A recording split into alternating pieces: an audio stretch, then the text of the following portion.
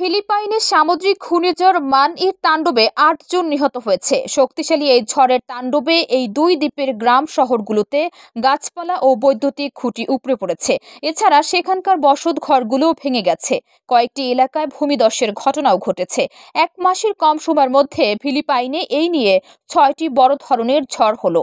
স্থানীয় সময় শনিবার রাত ৯টা ৪০ মিনিটে শক্তিশালী টাইফুনটি কাটান-ডুয়ানেস দ্বীপে আছড়ে পড়ে। এ সময় বাতাসের স্থায়ী গতি ছিল ১৯৫ কিলোমিটার।